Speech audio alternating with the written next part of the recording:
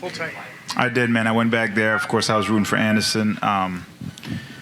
It didn't go his way, but man, it was a good fight. Jake's he's good. He's young. Obviously, I'm 10 years younger, but man, I would love that opportunity. So. You're right over there. Speaking of your fight, now that you've had a couple hours to digest it, how do you grade your performance in there against Le'Veon? Man, I couldn't really do what I wanted to do because he was so good at his job. I mean, he was awkward with it. He kept jabbing to the body. Of course, from his previous fight, I was seeing if he's trying to set something up. And just being in there, I trained that style because we practiced it for so long. And I was like, man, just feeling it was really weird. So I had to slow down, adjust, and I had to timing. Everything was just timing. That's why I waited so long. I was like, okay, what is he doing wrong here? And I had to start catching him off with some unorthodox moves. And I basically just adjusted. But, man, that kid is tough. I give him so much props to stepping in here, man. He was in the back. And, of course, that's the part of the sport that you guys don't see that I hope you would someday put a report on. It sucks when you're back there alone and everything kind of caves in. And I'm sure those doubt, those negative affirmations going to come in his head. But, it's all about the journey. And I told him, just keep your head up, and it's a part of the sport. And you had mentioned maybe what he was doing right caught you off guard. You weren't prepared for that. At what point, and was it the first round that, like halfway through, that you had to maybe throw out the game plan and adjust on the fly? Yeah, the first round was, wasn't going my way and all, but I was trying to stay poised more than anything because in that realm, it's new environment, it's a younger crowd, and, people were there, they're saying stuff. I don't know the judges.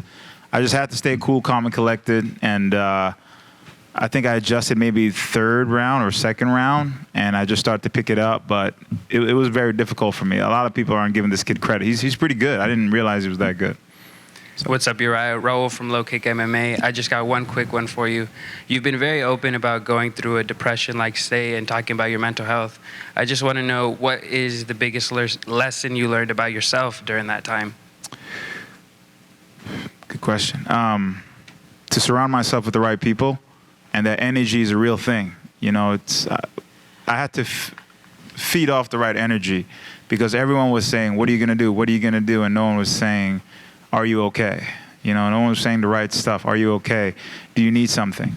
So I was like, well, what's next? And it's like, bro, I'm here. I'm trying to figure this shit out. So it was just surrounding myself with the right people. And, of course, I stopped talking to most of my friends, and some got it, not everyone got it, but it was just paying more attention to me. And even that is scary because then you fall deep in that hole. But I had to handpick these people that I wanted to hang out with, and luckily they played a part to getting me back. And what I realized with stuff like this, it's ongoing. It's not like, okay, I'm out of it. There's moments where it's lurking, like, hey man, remember me? I'm like, fuck, you're still here? So I know a lot of people are dealing with it, and the main thing is consistency. Training helps, of course. And just being outside, just doing stuff to not stay in that dark place. Hey, Uriah. Coach Shafe and yourself spoke to me earlier this week about how much the game has changed and how people take on different personas and attempt to advance their career. What was the significance of that Be Real T-shirt you wore down to the ring? Well, that was influenced by Mike Tyson. I don't know if y'all saw that walkout.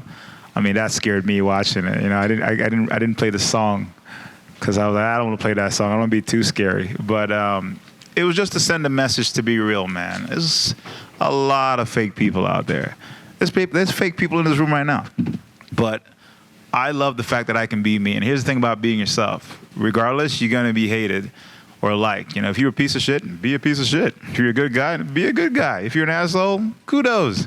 But be your fucking self. So I stay mottoed to that. And I influence people to be themselves because we all know the world's changing. You can't say shit no more, right? So if I can be me, I can go to bed feeling good about me. And following the fight, you spoke about wanting to continue this new pursuit of boxing. You made it clear that you want this Jake Paul fight next. If you were to go another direction and that fight weren't to be made, do you want to stay in this boxing realm, maybe fight a former UFC fighter or a different professional boxer?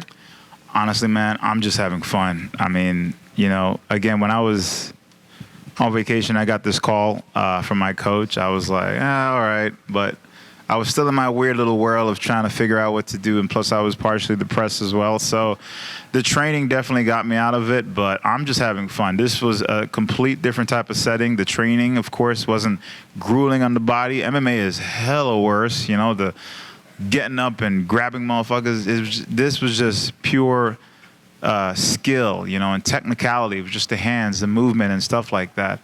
But yeah, I mean, if the opportunity strikes, I'll definitely do it. Like I said, I love to compete. I'm still in my prime. I still got some more miles on me, and if something comes my way, I'm doing it. But for the most part, I'm just having fun. And yeah, if there's a potential chance to kick that dude's ass, fuck yeah, I'll do it.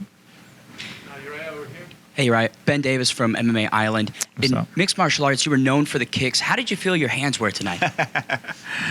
You know, there's a weird thing with that. With the moment I put boxing gloves on, I forget about my legs. My legs don't exist. So it was an easy transition. And I can say as a mixed martial artist, you know, it's like going to grappling class only. You just adjust to it, and going to kickboxing class only. You just adjust to it. And that's what I love about mixed martial arts. You get to pick and take away your weapons and stuff like that. So the adjustment is not a problem at all. Of course, there are moments I'm like, man, I could kick this motherfucker. Like, the open is right there. But, you know, it's good to maintain that discipline. And I saw a lot of holes in my game. I felt it. And it's just getting comfortable in that environment. So I'm excited to go back and train those holes. Now, after watching Jake Paul go the distance with Anderson Silva, how do you feel a matchup between yourself and him would go? Do you think that you'd find the finish? Man, this is the part where I got to be careful what I say, huh? I definitely think I can take him. I mean, he has an awkward style. I was watching him, and his style will lure you in, you know, and it's almost like it's hard to hit him the way he stands a certain way and he throws these awkward punches, and almost the fights from all his fights, he almost does the same thing. But I definitely think I could give him a challenge because I'll come at him. You know, he'll hit me, but I'll come at him. I don't back up with boxing gloves on. I'll take a couple shots, but I'll come at you. And Le'Veon was probably one of the hardest hitting dudes with those gloves I ever felt. So I don't think Jake hits that hard. Yeah, bro, you don't. Yeah, I said it. Uriah, I know that you have tremendous respect for Anderson Silva, and he's a beloved figure in combat sports. Watching Jake Paul beat him, does that spark a fire in you? Fuck do you yeah, it wanna did, fight him man. even more? You should have heard me in the background. I was like, revenge is coming. Yeah. But, yeah, it sucked. It even sucked when I had to fight him. I mean, Anderson has done so much for the sport. He inspired a lot of people, you know. Some people in this room, he's an icon. He's a legend. When people say I'm a legend, I'm like, that dude is a legend. And I have so much respect for him. It hurt to watch, but, you know, I got to separate those emotions because at the end of the day, it's a skill set. And Jake Paul did what he had to do to win. But, yeah, I definitely felt it for Anderson. But to me, he's still one of the greatest of all time, if not the greatest, for being at his age, doing what he does and moving the way he does. And I remember when I fought him, I was throwing punches, and he would move just enough. And I'm like, I know what the fuck that means. I got to be careful. So I take nothing away from Anderson. This doesn't even mean anything for what this guy solidified in this game. He's still the best. And you have the mic in front of you. I don't know if you want to send a specific message to Jake Paul. You want me to, isn't he here? I can say it to his face. Isn't that better? Well, he's not here in this room specifically. Well, when he gets here, y'all tell him that I say, what's up, bro? You know what that means. What sort of impact do you feel like Jake's victory has had on the sport of boxing?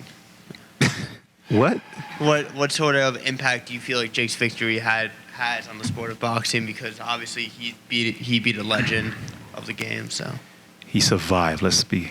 I mean, listen. There's a new crowd, right? I'm sure there's more kids out there watching than adults. So the kids love him. What are they? Gen Zs? Is that what they call them? Yeah, they love him. Millennials too. They love him. It's good for the sport. It's a good payday. It's entertaining. Listen, the sport is changing. Let's be real here. It's changing. It's entertaining now. It's entertainment. It's not about integrity and honor and all that stuff anymore. It's entertainment. Can you sell? Can you put people in the seats? Can you become a character that we can relate to? Can you say some dumb or weird shit, or wear some weird shit, or look weird or whatever to put people in the seat? That's what it comes down to. I'm aware of this. I'm not going to fall victim to that. But if it gravitates those people to come in and pay y'all money, then fuck it, do it. I'm here to fuck shit up, get paid, and get the fuck out. Uriah, did you see anything from Jake's skill set that impressed you at all? His tattoos. No, I'm kidding. From his, you said his skill set? Yeah, from what did you see from his boxing today? Was there anything that impressed you from him? Listen, I'm not here to bash people, man. This sport is hard to do, you know? And even going back to Le'Veon Bell, he took a risk coming in here. I know everybody was like, oh, you're going to die against Uriah. I'm like, and some people wrote or said, or I should have finished him around. I'm like, this dude is pretty good. He's actually pretty good. So I think Jake is getting better. You know, it's all about consistency. I've watched his first fight to now, and he's actually getting better. But it's all about adjustment. And that's why I like mixed martial arts so much, because you can adjust, but boxing, you can only adjust so much. But honestly, I'm going to say I think he's gotten better, but I can see so many holes, and it's just making the right adjustment to, you know, take him out. We have time for one last question. Anybody? Be careful with your question. It's not for you. Safe. Coach That's Safe fucked Sode. up. That's fucked up. That's fucked up. How is this week? How is this experience for you? It's definitely different than these weeks at the Apex recently. Can you just reflect on the experience overall? I mean, I did this with Darren Williams when he fought Frank Gore. Similar setup, same people, Showtime. So I kind of was ready for it. But Le'Veon is tough. I don't think people really realize how hard this is. And Uriah hits hard as shit. I mean, he hits hard. And Le'Veon ate those shots, no problem. Yeah. So it was a little bit more work than we anticipated. I thought he was going to crumble under the pressure, but he did not. So afterwards, we went to the back, and I got on a knee, actually started icing his eye, and I just told him, I said, dude, you are so tough. Like, I don't think you understand. Nobody takes those risks on their second fight in boxing. Go back and look at Canelo Alvarez. Go back and look at Floyd Mayweather. No one fights someone who's seasoned for their second fight. And Uriah is seasoned. Even though he's an MMA fighter, he was a kickboxer before. He has a lot of experience. So I really think the story is, you know, Le'Veon did a really great job, and we have a lot of respect for him. And that's it. You know, I think Jake is getting better too, and we'll see what happens. But the promotion's been good to us. They've taken care of us, and we had a good time. This is really more about having fun for us. And boxing is very hard. I'm not trying to have that argument, but it's just a little bit different, and there's a lot kind of less involved. So for us, this is just kind of fun, and we had fun, and we got the job done, and I'm at the Apex next week. So, and it's nothing but love for the UFC. The UFC's been fantastic too, so we like to jump from both. And last thing real quick, you spoke about fun, you mentioned fun. Uriah said that he would love to have Le'Veon come down to Fortis and Dallas and train. Would that be something you think would be fun? Absolutely. I mean, when you're a coach, what you look for in an athlete is you look for toughness. You look for someone that won't quit.